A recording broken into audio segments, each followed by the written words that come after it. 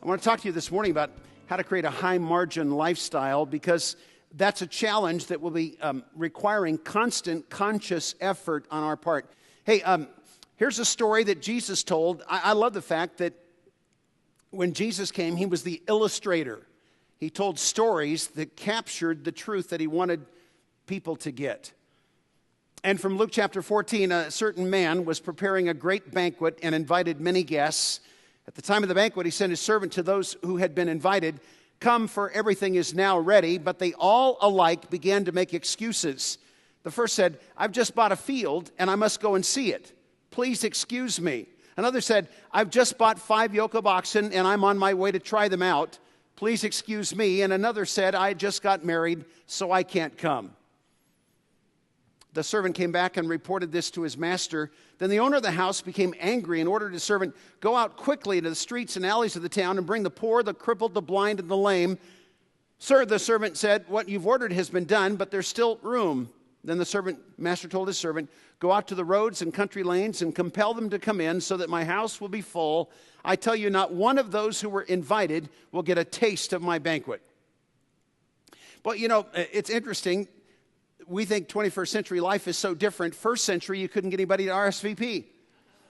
The caterer had been ordered up. The meals had been guaranteed. The master who was putting on the party expected the people who had been invited to recognize a good opportunity when they saw it. This was not just a Monday night football get-together, order some pizza and beer. This was a major event that was the event of the season.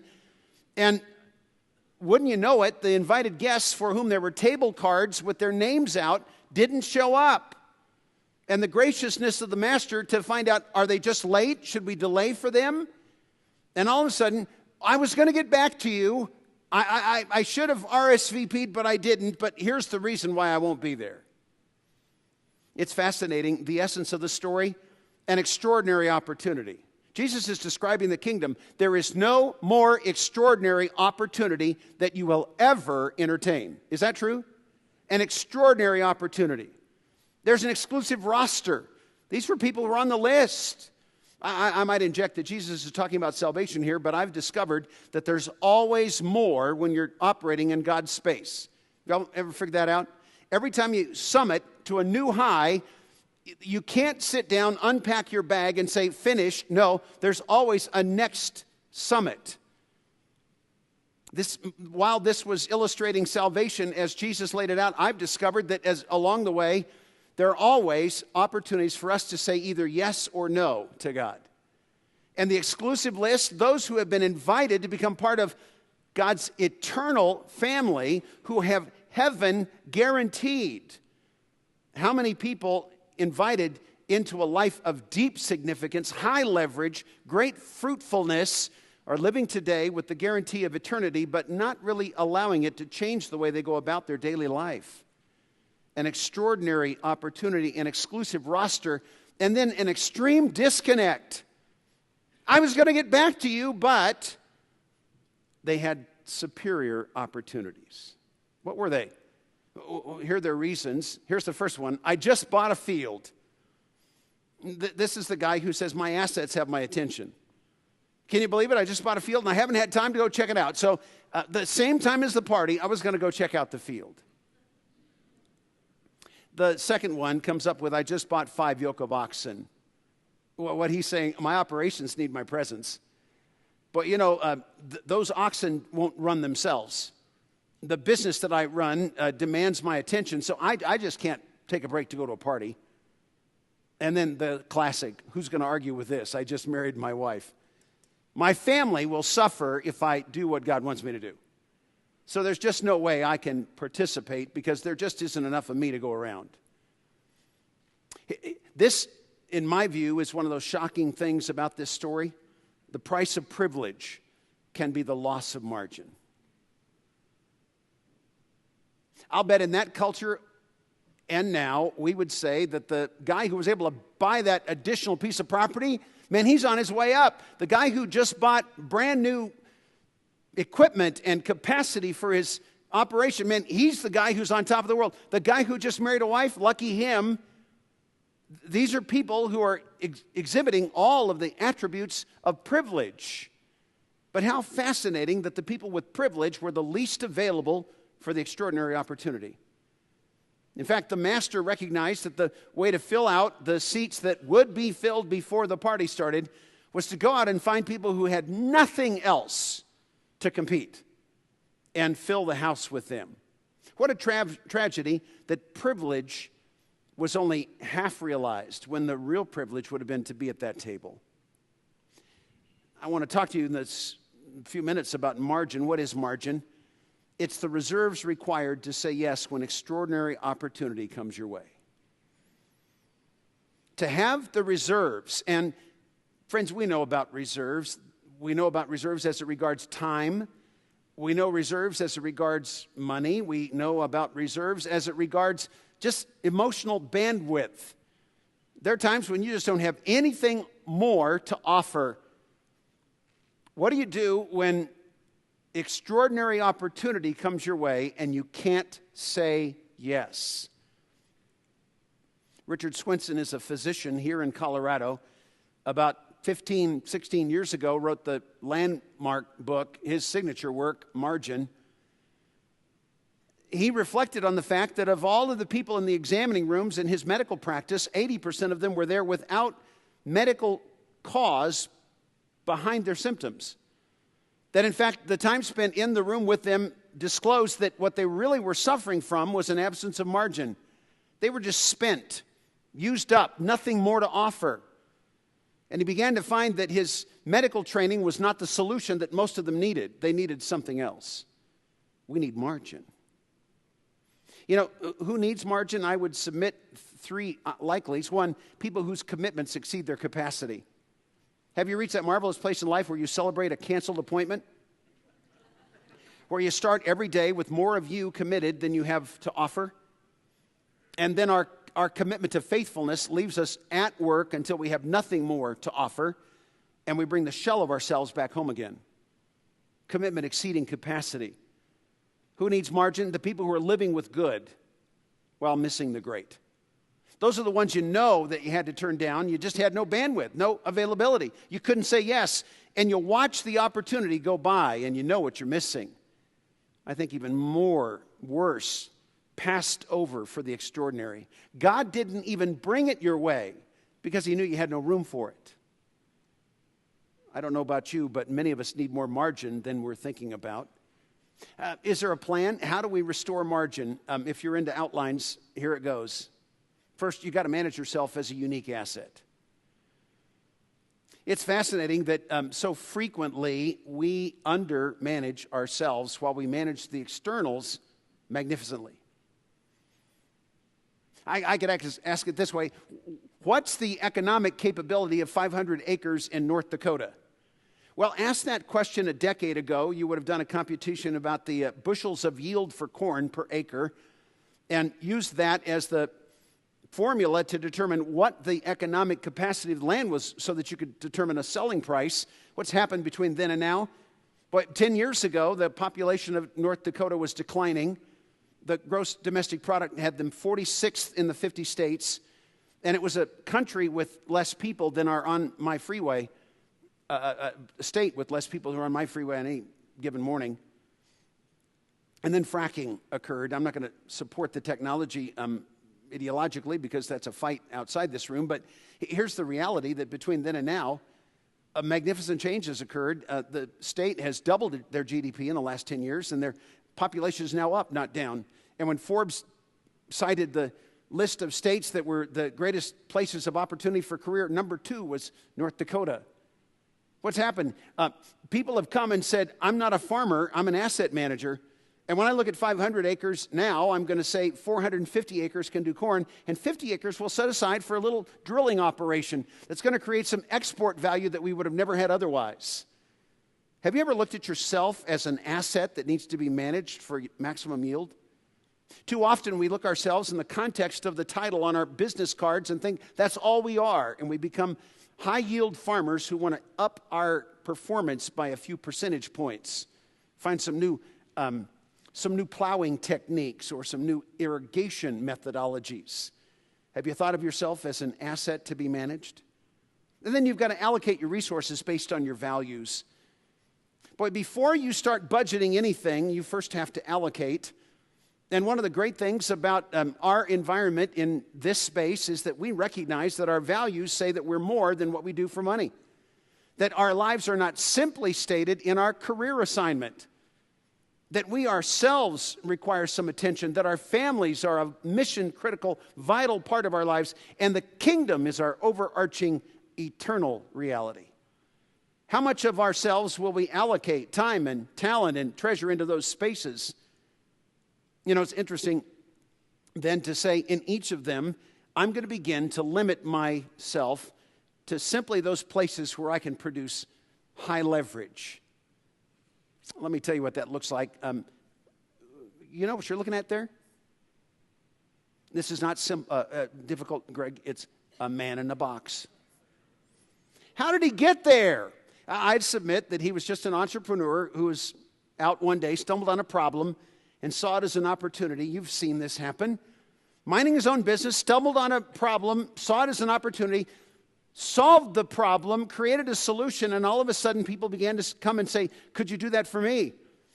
And unexpectedly, he's tapped a brand new enterprise, and as people queue up and they start asking for him to step into their problem to create the same solution, he says, man, there's more than I can handle here, so he gets some help.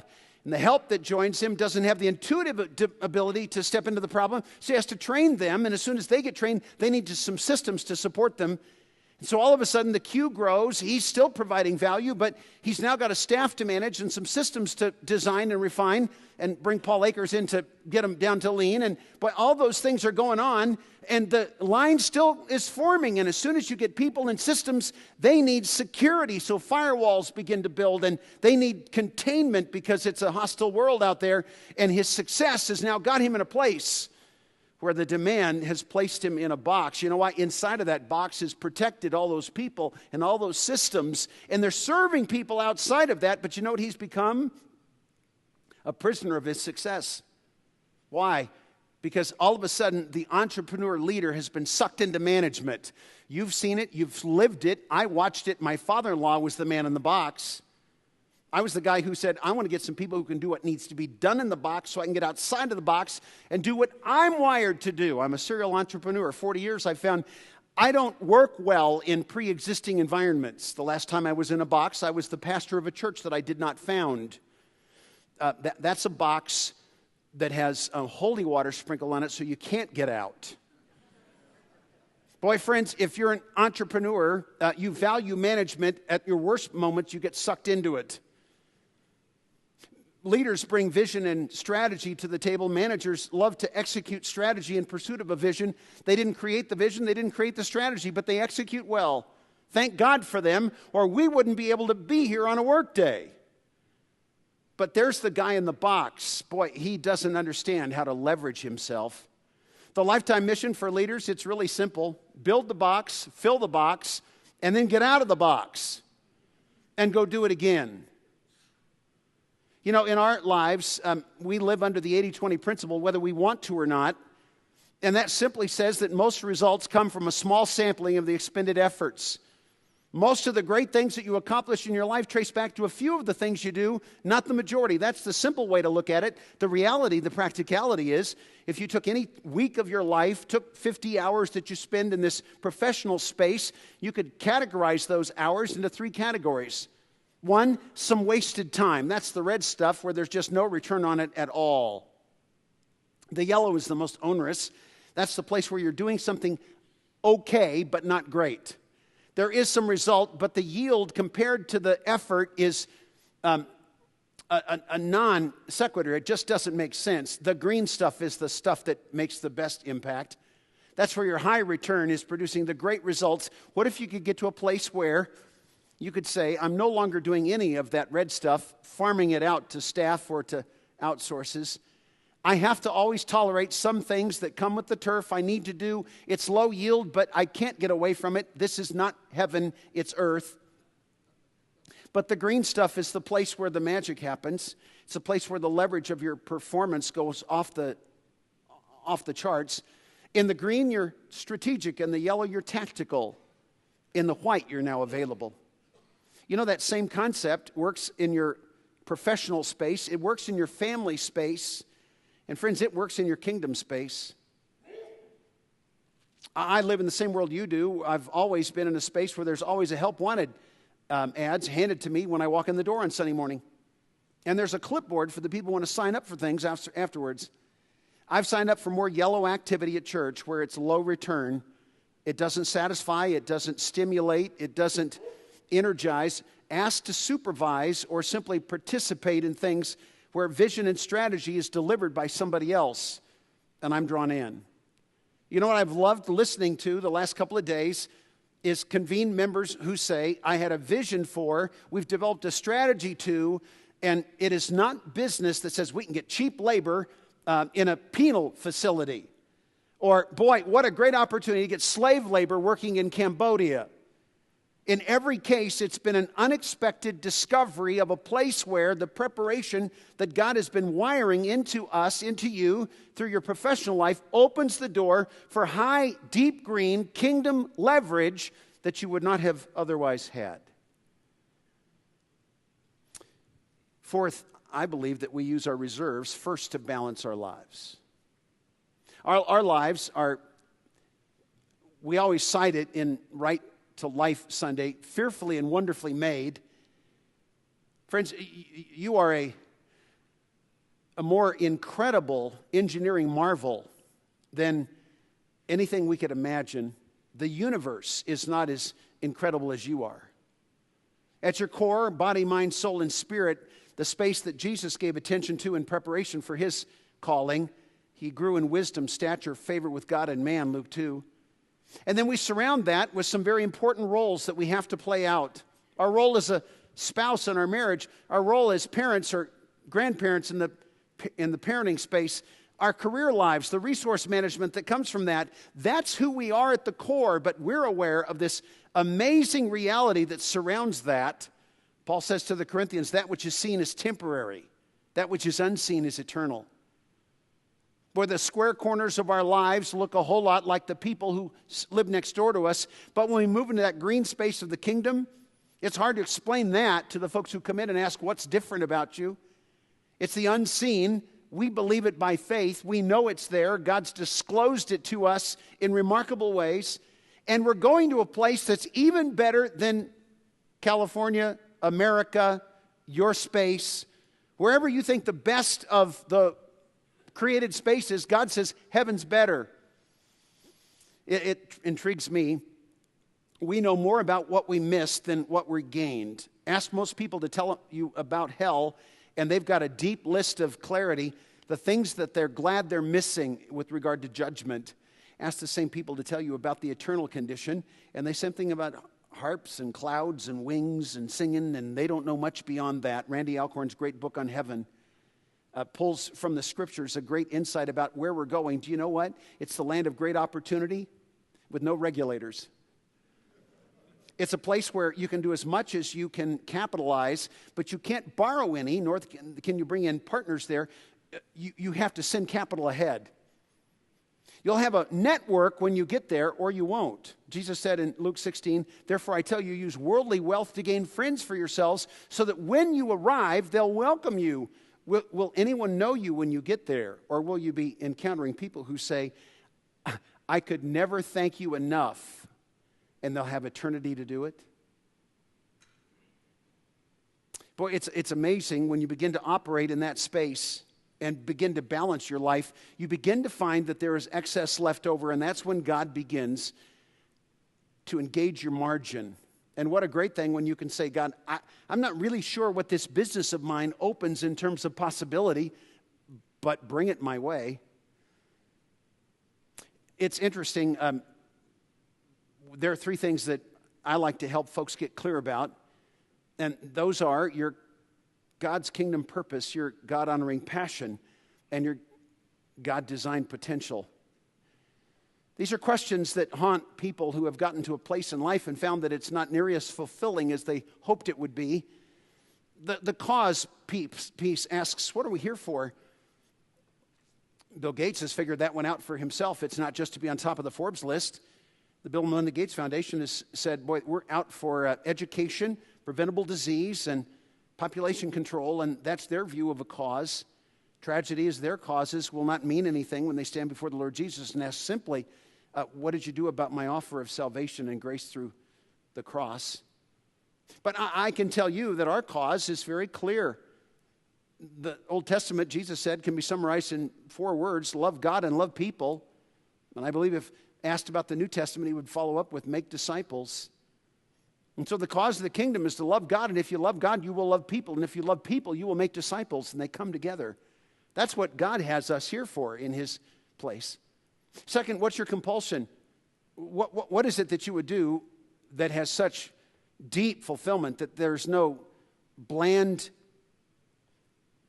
mediocre recreational pursuit that could surpass it in terms of fulfillment? And then ultimately, what's your potential, your capacity? How has God wired you to do something that no one else can do? When you can get clear about those 3 things, you find at the convergence point of that Venn diagram what I would call calling.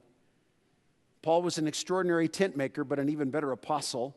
I think Jesus did pretty well as a builder in Nazareth, but when he launched on the scene as the Messiah of Israel, he really found his life's work.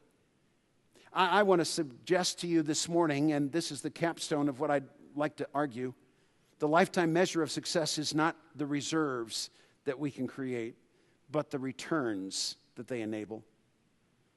And so often we live in a world that wants to quantify rather than to qualify, to measure us based on tangible metrics that someone else can see and confirm, and God wants to invite us into a world that's defined by fruit.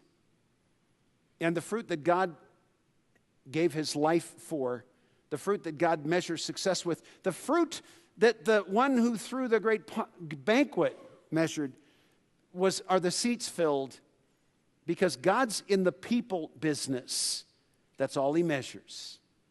And he's waiting for us to fill out the seats before the party begins. And may I say to you that it appears that the seats are getting filled. In fact, it appears that the finish line that Jesus described in Matthew 24:14, the gospel of the kingdom will be preached as a witness to every people group, and then the end will come. We're in cahoots with the folks that run the big ministries that are working on the frontiers of reaching those last unengaged, unreached people groups. And together they're collaborating today in ways they never did before. And I'm stimulated by their conclusion that we're within finishing space. The Kentucky Derby today, that's kids' play. The Great Commission, that's the real race. Their estimate, given the right partnership between their leadership, the marketplace leadership, the investor leadership that the kingdom holds, 2025 is the target year for the last of the unengaged, unreached people groups to be in the reached column. Jesus said, I'm not coming back until then. He didn't say he'd come back then. He said, I won't come back until then. He could wait another 1,000 years, or he could, in response to our faithfulness, choose to respond with his. Thank you.